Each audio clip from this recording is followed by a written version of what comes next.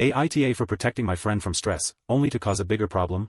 My best friend of nearly 20 years, let's call him John, had a really rough weekend, and I am wondering if I made the right decision by omission. John is normally a very organized and responsible person. He works as an accountant and is meticulous in everything he does. He is the kind of guy you can always count on to have a plan and stick to it. This made what happened even more shocking. John went completely off the rails. I have never seen him like this. It started Friday night. We were supposed to grab dinner after work like we usually do. He called me an hour before our reservation and told me he could not make it. He said he had a family emergency, but would not elaborate. I pressed him to tell me what was wrong. He just kept repeating that he would explain later. I was annoyed because he was being so secretive. I figured it must have had something to do with his parents, who are both elderly and need a lot of care. I told him to call me when he was ready to talk, and then I hung up. I did not hear from him again until Sunday afternoon. He called me sounding exhausted. He asked if I could come over. I drove to his house immediately. When I got there, he looked terrible. His eyes were bloodshot, and he had not shaved. The house was a mess, which is very unusual for him. He apologized for missing dinner and for being out of touch. He then told me about the baby shower. John's sister recently had a baby, her first, and John was incredibly excited to become an uncle. He helped plan the baby shower, contributing both financially and with his time. He handled all of the setup at the park pavilion we had reserved for the event. He even made a spreadsheet detailing every task. The shower was last Saturday. It was a pretty standard affair with games, gifts, and lots of pink decorations. I helped John with the logistics, mostly carrying things and making sure people had drinks. At the end of the party, after most guests had left, John started packing up all of the gifts and decorations. He had brought a large hiking backpack to carry some of the smaller items. He also placed his wallet, keys, and phone inside for safekeeping, because he wanted to have his hands free to carry the larger items to his car. John finished packing the car with the larger items. He returned to the picnic table to retrieve his backpack. He intended to bring the remaining gifts inside our house. He planned to sort them later. He wanted to relax after the party. When John reached the table, he noticed his backpack was gone. He looked around the immediate area, thinking he might have simply misplaced it. He checked under the table and around the nearby trees. I watched him search, and I realized the woman with the stroller was also gone. I immediately felt a sense of dread because I understood what must have happened. While John was loading boxes into his car, I noticed a woman with a stroller looking intently at the picnic table where John had left his backpack. I assumed she was simply curious about the gifts, perhaps wondering what kind of presents a new baby receives. I saw her linger near the table for a few moments, then walk away pushing her stroller. A few minutes later, John came back to gather the rest of his belongings. He looked around, puzzled. Then he asked me if I had seen his backpack. I suddenly realized the woman with the stroller must have taken it. My heart sank. I told him I had not seen it but that I would help him look. We checked under the tables and near the gift pile. We looked in the bathroom and near the entrance. It was nowhere to be found. I started to feel guilty as we searched. I knew where it probably was. I just was not sure how to tell him. He was already running around like a chicken with its head cut off trying to make sure the food was stocked and the games were running smoothly. I did not want to add to his stress if I could avoid it. It was a bad idea, but I thought I was helping him at the time. I was wrong. I finally told him I remembered seeing a woman with a stroller near his backpack earlier. I explained that she seemed to be struggling with the stroller and kept bumping into things. I mentioned that I thought she might have accidentally picked it up, thinking it was hers. I left out the part where she looked directly at me. John's face went white. He asked what the backpack looked like. I described it to him, hoping I was wrong, but his face confirmed my suspicion. His wallet and keys were in there. He also had the spare key to his apartment in the backpack.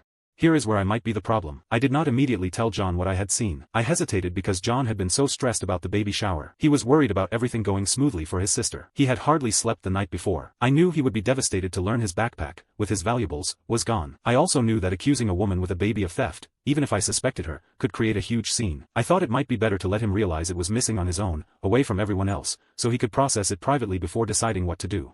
I simply said, I have not seen it recently. Maybe it is in your car? I tried to sound casual when I spoke. I did not want him to suspect anything was wrong. I hoped he would simply find it. I hoped this would all go away quickly. The longer it went on, the worse it would be. I did not plan this very well at all. I figured he would just say he had it. Then he would walk away. Now he would search. I would have to act surprised later. I should have thought this through better. He seemed worried after I mentioned his car. I expected him to brush it off. I thought he would remember having the backpack. I did not think he would actually go look. I guess he really did not have it. I felt a little bad when he walked away. It was only going to get worse for him. I knew exactly where the backpack was. I just needed to wait a little longer. This was a mistake. John looked confused but went to check. Of course, the backpack was not there. He returned, visibly agitated. He began retracing his steps, asking other family members if they had seen it. I watched him, feeling increasingly guilty, as he became more and more frantic. Finally, after about 20 minutes of searching, John reported the backpack missing to the park security. They took a report and said they would review the security camera footage, but they cautioned him that thefts were common in the park and the chances of recovering the backpack were slim. John was understandably upset about the backpack. He spent the next hour retracing his steps, hoping he had simply misplaced it. I helped him look, but we did not find it anywhere. We checked the benches, the picnic tables, and even the restrooms. I felt bad for him because I knew how much trouble this would cause. I offered to drive him home so he could begin dealing with the stolen items. He accepted, and we left the baby shower early. I felt guilty leaving my sister's event, but I knew John needed my help. He seemed overwhelmed and did not know where to start. We went straight to his house, and he started making calls. The rest of the day was a disaster for John. He had to cancel his credit cards, call the DMV to report his driver's license stolen, and change the locks on his house because his keys were in the backpack. He spent hours on the phone dealing with these issues. His sister felt terrible that this had happened at her baby shower. That evening, after everything had calmed down a little, I finally confessed to John that I had seen a woman with a stroller near his backpack and that I suspected she took it. He was furious. He said I should have told him immediately. He argued that if I had spoken up sooner, we could have confronted the woman, potentially recovered the backpack, and avoided all the subsequent trouble. I tried to explain my reasoning, but he would not hear it. I explained that I did not want to ruin his mood before the baby shower. I thought maybe I was wrong. I told him I thought he needed to relax that day. I thought finding out his backpack was stolen would make it worse. I realize now that I messed up badly. I see now that my intentions do not matter as much as the actual impact of my actions. He did not care about my reasons. John continued to express his anger and disappointment. He went on about how this was a pattern with me. He claimed I often made decisions for him without consulting him. He stated I did this under the guise of being helpful. He told me he felt like I did not respect his ability to handle difficult situations. He accused me of being controlling. He said that my protecting him from stress was condescending and that I treated him like a child. He pointed out that losing his wallet, phone, and keys was far more stressful than anything related to the baby shower. He felt betrayed that I had withheld information that could have helped him. I tried to explain my reasoning, but he was not having it. He said he needed some space to process everything and has not spoken to me much since then. His sister thinks I should have said something right away. My wife says I was trying to be a good friend, but I messed up. Now I am wondering if I truly was the problem in this situation. Should I have immediately told John what I saw, regardless of the potential for a scene? Or was I justified in hesitating, trying to spare him additional stress in the moment? I have been thinking about this a lot since it happened. I keep going over the events in my head, trying to see it from his perspective. He probably feels betrayed that I knew something important and did not tell him right away. It is not like I was trying to protect the other guy. My intention was to protect John. Now I see that my method was wrong. I should have realized that withholding information would hurt him more in the long run. The problem is that I was thinking of myself, too. I hate confrontation. I wanted to avoid a scene at the park that day. I told myself I was doing it for John, but I was also doing it for me. I did not want to be in the middle of a fight or an argument. Maybe I was afraid of what John would do. I am not sure. All I know is that I made a mistake, and now I have to deal with the consequences. I tried to explain my reasoning, but he was not having it. He said he needed some space to process everything and has not spoken to me much since then. His sister thinks I should have said something right away. My wife says I was trying to be a good friend, but I messed up. Now I am wondering if I truly was the problem in this situation. Should I have immediately told John what I saw, regardless of the potential for a scene? Or was I justified in hesitating, trying to spare him additional stress in the moment? I understand why John is upset. I can see that my actions, while intended to be helpful, ultimately made things worse. I wanted to prevent him from experiencing more stress, but I created a much bigger problem by not being honest. I recognize that I should have trusted him to handle the situation, even if it meant a potentially unpleasant confrontation at the park. I understand why John is upset. I can see that my actions, while intended to be helpful, ultimately made things worse. I wanted to prevent him from experiencing more stress, but I created a much bigger problem by not being honest. I recognize that I should have trusted him to handle the situation, even if it meant a potentially unpleasant confrontation at the park. I did apologize to John, sincerely, and I told him that I understand why he is angry. I told him I was wrong and that I should have trusted him to handle the situation. I also offered to help him with anything he needed, such as replacing his driver's license or dealing with the insurance company.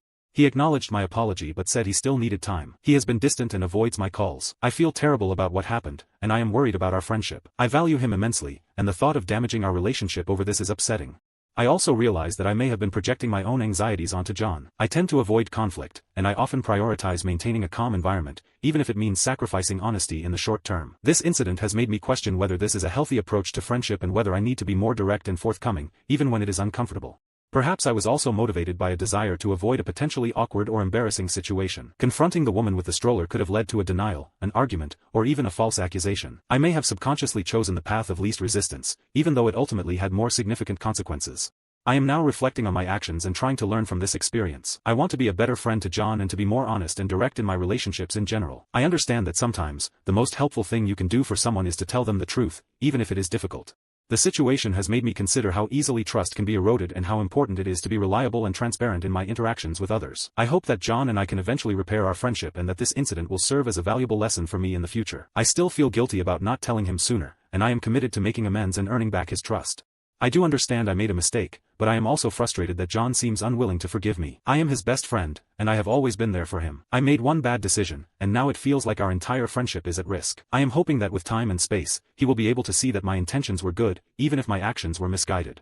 Despite my apology and efforts to make amends, John remains distant. He acknowledges my messages but keeps our conversations brief and avoids discussing the incident. I understand he needs time, but I am worried that the longer this goes on, the harder it will be to repair our friendship.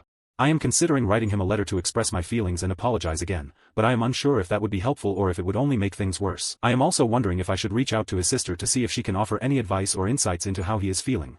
This entire situation has been incredibly stressful, and I am struggling to cope with the guilt and the uncertainty about the future of my friendship with John. I am hoping that by sharing my story, I can gain some perspective and perhaps receive some advice on how to navigate this difficult situation. I really value our friendship, and I am willing to do whatever it takes to repair it. I realize that my initial hesitation stemmed from a desire to protect John from stress, but I now understand that my actions ultimately undermined his agency and created a much larger problem. I also recognize that I may have been influenced by my own discomfort with conflict and confrontation, which led me to prioritize avoiding a potentially awkward situation over being honest and helpful. I am now committed to learning from this experience and becoming a better friend. I want to be more direct, honest, and supportive in my relationships, even when it is difficult or uncomfortable. I hope that with time and effort, I can earn back John's trust and repair our friendship.